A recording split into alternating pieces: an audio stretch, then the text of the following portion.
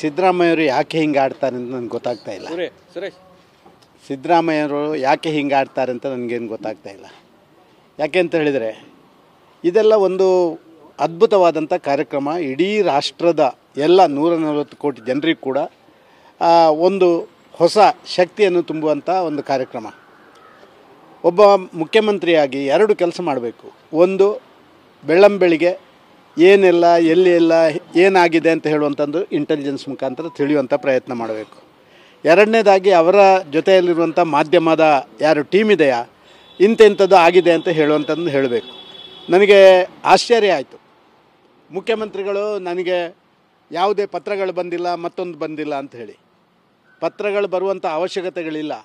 ಮಾಧ್ಯಮದಲ್ಲಿ ಮತ್ತೊಂದರಲ್ಲಿ ಬಂದಂಥ ಆ ಸುದ್ದಿಗಳನ್ನು ಅವರು ತಿಳ್ಕೊಳ್ಬೇಕು, ಅದರ ಮೇಲೆ ಅವರು ಆ್ಯಕ್ಟ್ ಮಾಡಬೇಕು. ಒಂದು.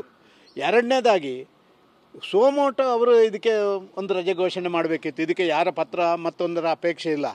ಇವತ್ತು ದೇಶದಲ್ಲಿ ಆಗುವಂಥ ಅತ್ಯಂತ ದೊಡ್ಡ ಒಂದು ಕಾರ್ಯಕ್ರಮ ಸ್ವಾತಂತ್ರ್ಯ. ನಿಮ್ಮ ಉಬ್ಬಿದ ರಕ್ತನಾಳಗಳ ಸಮಸ್ಯೆಗೆ ಎವಿಸ್ ಆಸ್ಪತ್ರೆಯಲ್ಲಿ ಕೇವಲ 30 ನಿಮಿಷದ ಲೇಸರ್ ಚಿಕಿತ್ಸೆಯೊಂದಿಗೆ ಮುಕ್ತಿ ಹೊಂದಬಹುದು. ಹೆಚ್ಚಿನ ವಿವರಗಳಿಗಾಗಿ ಸಂಪರ್ಕಿಸಿ 8088837300. ನಂತರ ಇಷ್ಟು ದೊಡ್ಡ ದೇಶಕ್ಕೆ ಒಂದು ಶಕ್ತಿ ತುಂಬುವಂಥ, ದೇಶದ ಜನರಿಗೆ ಶಕ್ತಿ ತುಂಬುವಂಥ ಕಾರ್ಯಕ್ರಮ ಬೇರೆ ಯಾವುದು ಆಗಲಿಲ್ಲ. ಇದನ್ನು ಒಬ್ಬ ಮುಖ್ಯಮಂತ್ರಿಯಾಗಿ ನನ್ನ ರಾಜ್ಯದಲ್ಲಿ ಅದನ್ನು ಮಾಡಬೇಕು ಅಂತ ಹೇಳುವಂಥದ್ದು ಮಾಡಬೇಕು. ನನಗೆ ಅನ್ನಿಸ್ತದೆ ಬೇರೆ ಬೇರೆ ಅದು ಮೊನ್ನೆನ ಮೇಲೆ ಹರಿಪ್ರಸಾದ್ ಇರ್ಬೋದು, ರಾಜಣ್ಣ ಇರ್ಬೋದು, ಇವರ ಹೇಳಿಕೆಗಳಿಂದಾಗಿ ಎಲ್ಲೋ ಭಯಭೀತರಾಗಿದ್ದಾರೆ ಅಂತ ಕಾಣ್ತದೆ ಮುಖ್ಯಮಂತ್ರಿಗಳು. ಇವರು ಇದನ್ನ ಮೇಲೆ ನಿಂತು ರಜೆ ಘೋಷಣೆ ಮಾಡುವಂಥ ಅವಶ್ಯಕತೆಗಳಿದೆ. ಸೋಮೋಟೋ ಯಾರ್ದು ಪತ್ರಗಳ ಅವಶ್ಯಕತೆ ಇರಲಿಲ್ಲ. ಪತ್ರ ಬಂದಿದೆ ಅಂತ ಮಾಧ್ಯಮದಲ್ಲಿ ತಿಳ್ಕೊಳ್ಳಿಕ್ಕಾಗದಂಥ ಒಬ್ಬ ಮುಖ್ಯಮಂತ್ರಿ ಇದ್ದರೆ ಅದು ಎಷ್ಟರ ಮಟ್ಟಿಗೆ ಅದೊಂದು ಅಂತ ಹೇಳುವಂಥ ನನಗೆ ಅರ್ಥ ಆಗ್ತಾಯಿಲ್ಲ.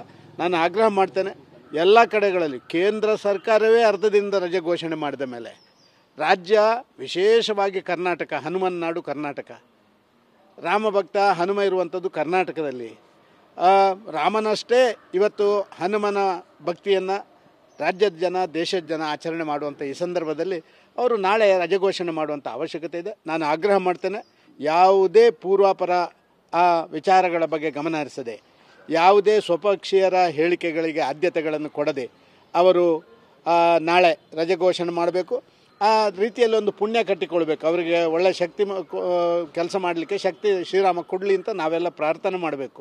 ಪ್ರಾಯಶಃ ಇದಾದ್ರೇ ಇದೊಂದು ಯಶಸ್ವಿ ಆಗ್ತದೆ ಅಂತ ನಾನು ಭಾವಿಸ್ತಾ ಇದ್ದೇನೆ. ಆದ ಕಾರಣ ಆಗ್ರಹ ಇದೆ ನನ್ನ.